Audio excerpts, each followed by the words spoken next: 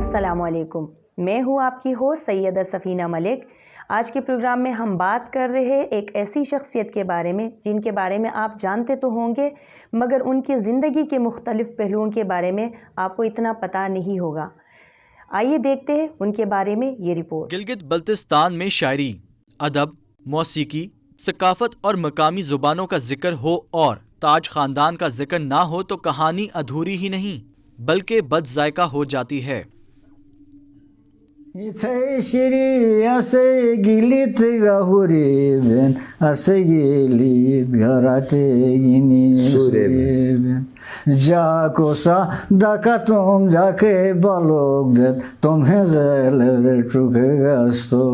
سرکاری مصروفیات کے باوجود عبدالخالق تاج نے ادب، شینہ شاعری اور موسیقی کے لیے اپنی جوانی وقف کر رکھی تھی، اور یہ سلسلہ ریٹائرمنٹ کے بعد اب تک جاری ہے۔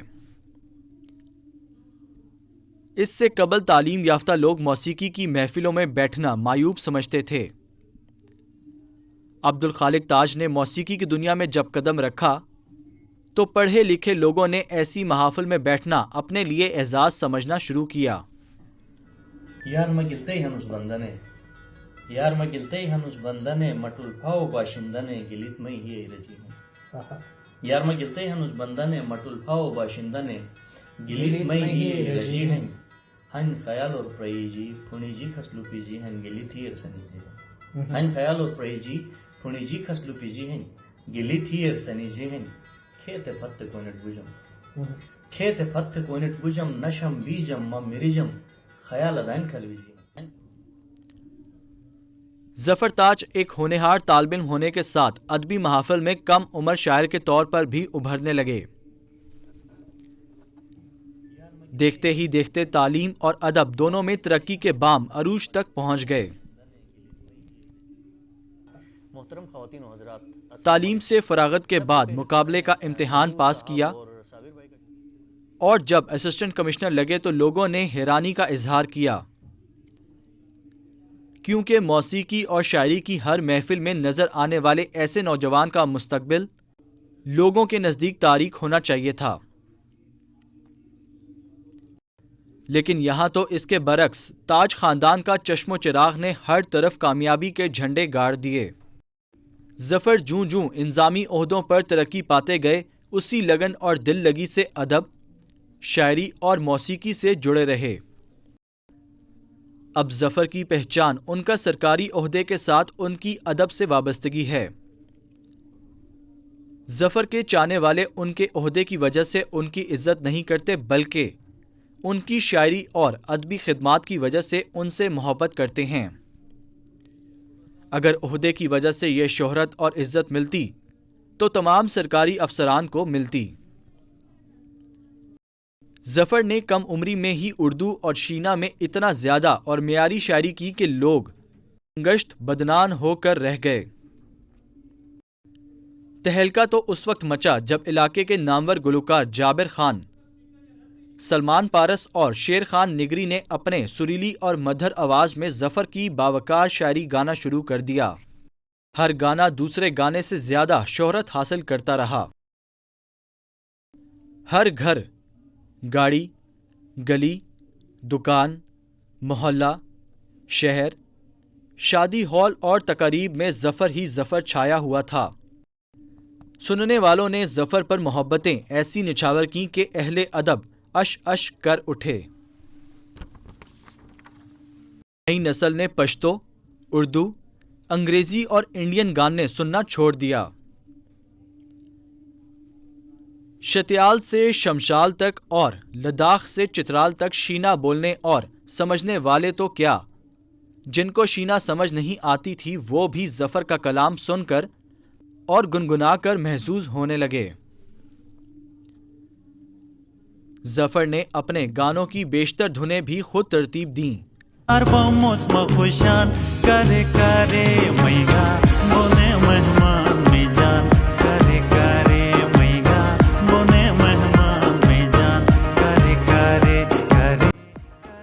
اسی طرح انہوں نے زبان اور ادب کے ساتھ موسیقی کو فروغ دینے کا کارنامہ بھی سر انجام دیا۔ ظفر نے اردو میں بھی کمال کی شاعری کی۔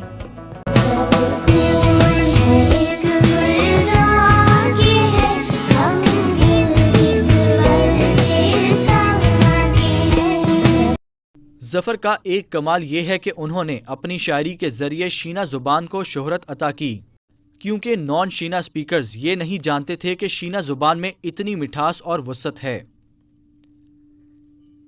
ظفر کو یہ اعزاز حاصل ہے کہ ان کو کم عمری میں ہی زبان، ادب، شاعری اور موسیقی کے شعبوں میں بے پناہ شہرت ملی۔ دنیا میں بہت کم لوگوں کو یہ اعزاز حاصل ہے جن کا کام ان کی زندگی میں ہی تسلیم کیا گیا ہو اور ان کو اعزاز سے نوازا گیا ہو۔ یار مگلتے ہنوز بندنے مٹول پھاو باشندنے گلیت میں ہی رجی ہیں۔ یار مگلتے ہنوز بندنے مٹول پھاو باشندنے گلیت میں ہی رجی ہیں۔ ہن خیال اور پرئی جی پھونی جی کھسلو پی جی ہن گلیت ہی ارسنی جی ہن خیال اور پرئی جی پھونی جی کھسلو پی جی ہن گلیت ہی ارسنی جی ہن۔ کھیت پت کوئنٹ بجم کھیت پت کوئنٹ بجم نشم بیجم مم مریجم خیال ادائن کھلوی جی۔ جی آپ نے اس شخصیت کے بارے میں یہ رپورٹ دیکھ لی۔ اب ہم بات کرتے ہیں سیکرٹری واٹر اینڈ پاور ظفر وقار تاج صاحب، جو ویڈیو لنک پر ہمارے ساتھ موجود ہیں۔ جی ظفر وقار تاج صاحب، آپ کے موجودہ ذمہ داری واٹر اینڈ پاور بڑی چیلنجنگ ہے، آپ کو اس ذمہ داری میں کیا مشکلات درپیش ہے؟ گلگت بلتستان کے لیے واٹر اینڈ پاور بہت چیلنجنگ بھی ہے اور بہت پروڈکٹیو بھی ہے فیوچرسٹک پوائنٹ آف ویو سے، کہ ملک کے لیے یہ ایک واٹر بینک کی حیثیت رکھتا ہے۔ ہمارے پاس گلیشیئرز اور ریورز، ٹریبیوٹریز، سب ٹریبیوٹریز آف انڈس، ان تمام پہ پوٹینشیل ہے، لیکن جہاں آپ مشکلات کی بات کرتی ہیں تو کوئی ایک مشکل ہے تو بتاؤں؟ مشکل در مشکل ہے۔ وجہ یہ ہے کہ ہمارے پاس فائنینشیل کنسٹرینٹس بہت زیادہ ہیں۔ اچھا، ہماری زیادہ تر جو انرجی جنریشن یونٹس ہیں یہ تمام ہائیڈل کے ہیں، اور ہائیڈل میں ونٹرز میں ہمارا واٹر فلو جو ہے وہ بیر منیمم ہوتا ہے، اور جب وہ منیمم پہ چلا جاتا ہے تو ڈسچارج کمپرومائز ہوتا ہے، اور اکارڈنگلی جنریشن ہمارا پھر 50% سے بھی کم ایفیشینٹ ہوتا ہے، اور ڈیمانڈ ہمارے ہارش ویدر کی وجہ سے ایکسپوننشلی انکریز کر جاتی ہے۔ ایسا نہیں ہے کہ اس کا حل نہیں ہے، اس کا حل، لیکن اس کے لیے پیسے بہت چاہیے، بہت فنڈز چاہیے، کہ ایک تو یہاں پر national power policy, power generation policy کی ایکسٹینشن بہت ضروری ہے، تاکہ انویسٹرز کے لیے ایک کنڈوسیو ماحول ہو اور وہ آ کر گورنمنٹ سیکٹر کا اس میں ہاتھ بٹائیں اور اس کو ایز بزنس آگے بڑھائیں۔ نیشنل گرڈ سے کنیکٹڈ نہیں ہے، ریجنل گرڈ اپنا ہے نہیں، تو ہوتا یہ ہے کہ ہر پاور ہاؤس کا اپنا ایک کیچمنٹ ایریا ہے جہاں وہ فیڈ کرتا ہے، جہاں جنریشن ہوتی ہے۔ ریجنل گرڈ از اے مسٹ، کہ گلگت بلتستان کے 10 کے 10 ڈویژن ایک ریجنل گرڈ میں کنیکٹڈ ہوں، تاکہ کل کو نیشنل گرڈ سے کنیکٹ ہو سکیں۔ چاروں provinces including federal capital territory, even AJK and Chitral are beneficiaries of the national power policy as well as the NTDC۔ وہاں پر انویسٹرز کے لیے بھی اپرچونٹیز ونڈوز اوپن ہیں، وہاں پر تمام جو ڈسٹریبیوشن ہے وہ ڈسکوز کے ذریعے ہوتی ہے، جو کہ مین انرجی جنریٹنگ سورسز ہمارے ہیں، منگلا ہو گیا، تربیلا ہو گیا، نیلم جیلم ہو گیا، جو بھی ہیں، ان تمام سے کنیکٹڈ ہیں، تو ان کے لیے بہت سہولیات ہیں۔ ہمارے پاس 1 کلو واٹ انرجی نیشنل گرڈ سے نہیں آ رہی۔ وجہ یہ ہے کہ نیشنل گرڈ سے ہم کنیکٹڈ ہی نہیں ہیں۔ جب دیامار باشا ڈیم بنے گا تب نیشنل گرڈ وہاں تک ایکسٹینڈ ہو چکا ہوگا، تو اس سے پہلے بھی اگر ہم اپنے آپ کو ریجنلی کنیکٹ کر لیتے ہیں تو کل ہم نیشنل گرڈ سے بینیفٹ ہو سکیں گے۔ شاعری کی دنیا بالکل مختلف ہے اور سول سروس کی یکسر مختلف، آپ دونوں میں باکمال ہے، اس کا راز کیا ہے؟ باکمال تو میں اپنے آپ کو کسی طور نہیں کہوں گا جی، کہ اب جہاں تک ہر انسان کا ہوتا ہے کوئی نہ کوئی ہابی، کوئی نہ کوئی شوق، کوئی نہ کوئی مشغلہ۔ کچھ لوگ باغبانی کرتے ہیں، کچھ لوگ کھیتی باڑی کرتے ہیں، کچھ لوگوں کو مویشی کا شوق ہوتا ہے، کچھ لوگوں کو پڑھنے کا شوق ہوتا ہے، کچھ کو لکھنے کا شوق ہوتا ہے۔ تو وہ اپنی اپنی فرسٹریشن کے کیتھارسس کے لیے بھی کرتے ہیں، اپنا طبیعت کا میلان یا رجحان اس طرف ہوتا ہے، وہ بھی ایک وجہ ہے۔ تو میرے لیے ایک پوئٹری جسٹ شاعری یا گائکی یا گیت نگاری نہیں ہے، میرے لیے یہ ایکولی اہم ہے، جس طرح زندگی کے باقی شعبے میرے لیے اہم ہیں اسی طرح۔ تو میری پرورش بھی شاید ایسے ماحول میں ہوئی ہے، دوست احباب بھی ایسے رہے ہیں، اور اس کے لیے ایسا نہیں ہے، بعض لوگوں کا خیال ہوتا ہے کہ شاید یہ 24 گھنٹے یہی کام کرتے ہوں گے، ایسا بھی نہیں ہوتا ہے۔ یہ طبیعت کے میلان کی بات ہے، اور کسی دن اگر آپ کی طبیعت موزوں ہو گئی تو ایک ہی دن میں کئی اشعار لکھ لیتے ہیں، کئی غزلیں یا گیت لکھ لیتے ہیں، اور کبھی کبھی طبیعت موزوں نہ ہو تو مہینوں تک کچھ نہیں لکھتے۔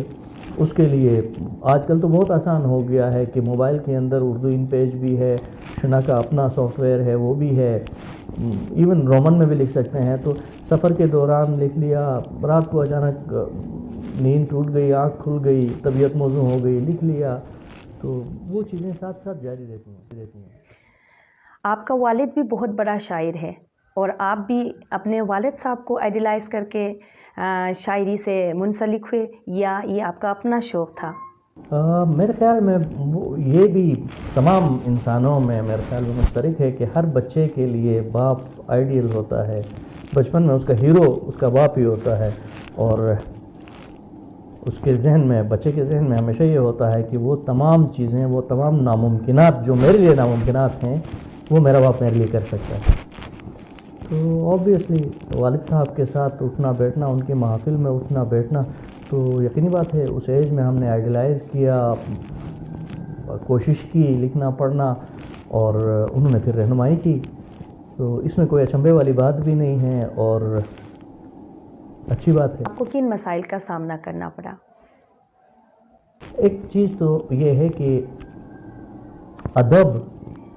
ادب میں شعر و شاعری ہو گیا، یا نثر نگاری ہو گئی، یا حکایت نویسی ہو گئی، داستان نویسی ہو گئی، داستان گوئی ہو گئی، قصہ گوئی ہو گئی، یہ تمام زبانوں میں چلتی رہی ہیں۔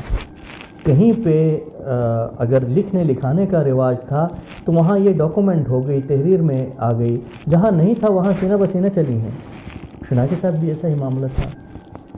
شنا کے بعض ہمسایہ زبانیں جو ہیں وہ ان میں نظام تحریر پہلے سے تھا، جیسے خوار ہے، آج کے سائنٹیفک اصولوں کے مطابق شاید ہم ان سے ایگری کریں نہ کریں، لیکن نظام تحریر تھا، اور وہ ضبط تحریر میں لاتے تھے ان کی غزلیات، ان کے گیت، ان کی داستانیں، یا دوسری زبانیں ہمسائے میں جو بھی ہیں۔ شنا میں سینہ بسینہ تھا۔ ہم جب چھوٹے تھے، اور ہماری جنریشن وہ خوش قسمت جنریشن ہے جس نے یہ ٹرانزیشن دیکھی ہے نا جی، کہ ریڈیو پاکستان سے آج کے ڈیجیٹل میڈیا تک، کھیت میں گلی ڈنڈے سے لے کر آج کے آن لائن گیمز تک، اور چوپال کی قصہ گوئی سے لے کر آج کے آئسولیٹڈ ڈیجیٹل گیجٹس کے ساتھ جو معاملات ہیں ان تک۔ تو بچپن میں گاؤں میں 3-4 بزرگ ایسے ہوتے تھے جن کو کہانیاں بڑی ازبر ہوتی تھیں، اور پرٹیکولرلی ونٹرز میں سارے ہمسائے ان کے گھروں میں جمع ہوتے تھے، اور وہ بزرگ جو ہے وہ کہانیاں سناتے تھے۔ میرے تایا مرحوم اللہ ان کو جنت نصیب کرے، ان کو خود بہت کہانیاں آتی تھیں، تو ہم سارے بچے ان سے کہانیاں سنتے تھے۔ اس زمانے میں شنا میں ریڈیو کا پروگرام 6 بجے شروع ہوتا تھا، 7 بجے کنکلوڈ ہوتا تھا، اس کے بعد میکسیمم 1-1.5 گھنٹہ جاگتے تھے، تو عشاء کی نماز پڑھ کے سارے سونے والے لوگ تھے، صبح فجر کے بعد جاگنے والے۔ تو ادب اس طرح سینہ بسینہ چل رہا تھا۔ ہاں، یہ ایک گلہ ہمارا بنتا ہے کہ اس زمانے میں پڑھے لکھے خواندہ لٹریٹ لوگ، ایجوکیٹڈ لوگ اس طرف کم ہی آئے۔ شاید رحمت جان ملنگ پہلی مثال ہوگی جن کو فارسی ادب پہ درک تھی، اور وہ ایک ریلیجس اسکالر تھے، اور انہوں نے شنا شاعری کی۔ اس کے بعد فضل الرحمان عالمگیر صاحب، یا اس کے بعد کی جنریشن میں اگر آپ آئیں گے تو عبدالخالق تاج صاحب، محمد امین ضیاء صاحب، جمشید خان دکھی صاحب، اس طرح کے احباب۔ اور پھر جب ہماری جنریشن کے آس پاس آتے ہیں تو حور شاہور ہو گئے، اعجاز ہو گئے، اور اس طرح کے پڑھے لکھے لوگ جو ہیں، نذیر ہو گئے، یہ لکھنے لگے۔ تو سنجیدگی کی طرف مائل ہوئے. جنہوں نے اردو ادب پڑھا تھا, جنہوں نے فارسی ادب پڑھی تھی, جنہوں نے تھوڑا بہت انٹرنیشنل ادب کو مطالعہ کیا تھا, اس سے شناخت کا کینوس شاید وسیع ہو گیا. لیکن اس سے ہم جو ہمارے ان ایجوکیٹڈ شعراء تھے ان کو ڈسکریڈٹ بھی نہیں کر سکتے کہ غفور چلاسی کے جو خیالات میں پائیداری ہے, جو تابندگی ہے, جو بالغ نظری ہے, جو تخیل کی رفت ہے, وہ بعض اوقات آپ پڑھے لکھے ایجوکیٹڈ شعراء میں نہیں پا سکتے. اچھا, جان علی جو ہیں اپنے وقت کے مشہور موسیقار بھی رہے, گائک بھی رہے, دھنیں بھی بہت ساری کمپوز کی, شاعری بھی کی ان کی اپنی. ان کے بہت ساری چیزوں سے آپ کو اختلاف ہو سکتا ہے, لیکن انہوں نے جس طرح شناخت کی, اپنی انڈیجنس تشبیہات کو استعمال کیا, محاوروں کو استعمال کیا, اور بعض اوقات جو منظر کشی کی کمال کی ہے کہ وہ شنی اور شاہ نن ملائے دکھ سے ٹرکے ٹرکے تم یار سنوک دوبالوس. ورڈز ورتھ کی نظم یاد آتی ہے سولیٹری ریپر, کہ جس کے اندر وہ دیہات میں جا رہا ہوتا ہے اور کوئی دوشیزہ فصل کی کٹائی کر رہی ہوتی ہے اور اس کو وہ نظم کرتا ہے. یہی ماحول ادھر بھی ہے. تو تمام انسانی تہذیب ایک ہی جیسے مصائب سے آلام سے گزری ہوتی ہے, ایک جیسے حالات زندگی ہوتے ہیں, البتہ اس کو محسوس کرنے کا طریقہ مختلف ہے, مختلف جگہوں پر اس کو بیان کرنے کا انداز مختلف ہے. آپ کو مختلف میڈیا ٹرولز میں تعریف و تنقید کا سامنا رہتا ہے, آپ اس صورتحال سے کیسے نمٹتے ہیں؟ کسی بھی ایشو کو ڈسکس کرنے سے پہلے, اس پہ تنقید کرنے سے پہلے, اس پر کرٹیک لکھنے سے پہلے, اس کو کرٹیسائز کرنے سے پہلے اس کا پوری طرح سمجھنا ضروری ہے. اور ہمارے یہاں المیہ یہ ہے کہ شاید پری میچورلی ایکسیس ہو گئی ہے ان ٹولز تک بعض صاحبان کی جن کو ایشو کا پوری طرح پتہ نہیں ہے, اس کے لیے ریسورسز کہاں سے آئیں گے وہ پوری طرح پتہ نہیں ہے, اور پھر کامنٹس کرنے کی آزادی ہو گئی ہے. لیکن اس گلے پر دوسرے کو مورد الزام ٹھہرا کے ہم اپنی ذمہ داریوں سے عہدہ برا بھی نہیں ہو سکتے. ہم نے اپنی کوشش پوری کرنی ہے کہ اویلیبل ریسورسز کے اندر کس حد تک بہتر مینیج کر سکتے ہیں, اس کے لیے ہم کوشاں ہیں. ہاں, ایسا نہیں ہے کہ ڈپارٹمنٹ کی غلطیاں نہیں ہیں, ہمارے ایچ آر سے کیپیسٹی کے ایشوز ہیں, شاید ایفیشنسی کے ایشوز ہیں, بہت ساری چیزیں ہیں جن کو ہم ایڈریس کرنے کی کوشش کر رہے ہیں پوری طرح. لیکن چونکہ مسائل اتنے بڑے ہیں کہ ہماری وہ ایفیشنسی شاید نظر ہی نہیں آتی. اور بجلی پھر ایک ایسا محکمہ ہے کہ لائٹ بجھ جاتی ہے تو سب کو نظر آتا ہے, سب کو احساس ہو جاتا ہے, لیکن رات 2 بجے جب وہ جاگتے ہیں سحری کے لیے یا 4:30 بجے نماز کے لیے, اور اس وقت جب بجلی آن ہوتی ہے تو یہ بھول جاتے ہیں کہ اس سردی میں کوئی بندہ ہے جس نے انٹیک پر پانی ڈائیورٹ کیا ہے, ٹربائن پر رات کو جاگا ہوا ہے اور اس کی جو انشور کر رہا ہے انرجی. تو وہ چیزیں شاید بھول جاتے ہیں. تو یہ گلے ساتھ ساتھ چلتے رہیں گے, شکوے ساتھ ساتھ چلتے رہیں گے. اس سے ہمیں فیڈ اپ بھی نہیں ہونا ہے, حوصلہ شکنی بھی نہیں ہونی ہے, اور محنت بھی پوری کرنی ہے. جی ظفر وقار تاج صاحب, ہمارے پروگرام میں شامل ہونے کے لیے آپ کا بہت شکریہ. جی ناظرین, ہم اپنے اگلے پروگرام میں مختلف موضوعات پر مختلف شخصیت کے ساتھ دوبارہ حاضر ہوں گے. تب تک کے لیے ہمیں اجازت دیجیے. اللہ حافظ.